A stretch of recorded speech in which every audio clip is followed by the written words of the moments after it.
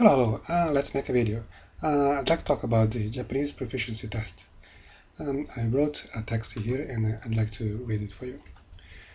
My advice for all the people taking the Japanese proficiency test: stay ahead of the curve and study one level above the level you're taking. For example, if you're taking the N5, study for the N4. If you're taking the N4, study for the N3, and so on. Or, in other words, take one level below your present level. Even if you think you are good enough for the N1, take the N2, and so on. It's too naive to study exactly for the level you're taking. You run the risk of being ill-prepared and fail the test. Most books available in bookstores don't cover everything that can be asked on the test.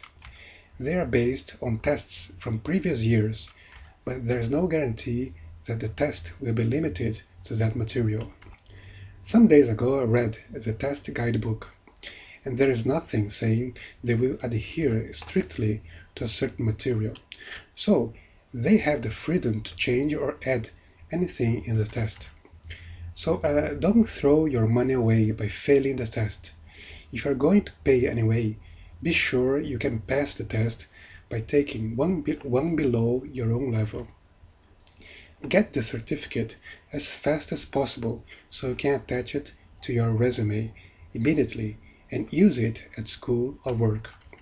Some people may argue that it's a waste of time to study something that will not be asked on the test. But the problem is that there is no way to know what can or cannot be asked. Some questions will be easy, others will certainly be difficult. By limiting yourself and studying only what you think may be asked, you run the risk of being ill-prepared and fail the test. All the tests include the lower ones. Everything that is asked at N5 will also be asked at N4 and so on. So if your ultimate goal is the N1, there is no waste in studying more than necessary. On the other hand, it is dangerous to study only the strictly necessary, because it certainly will not be enough.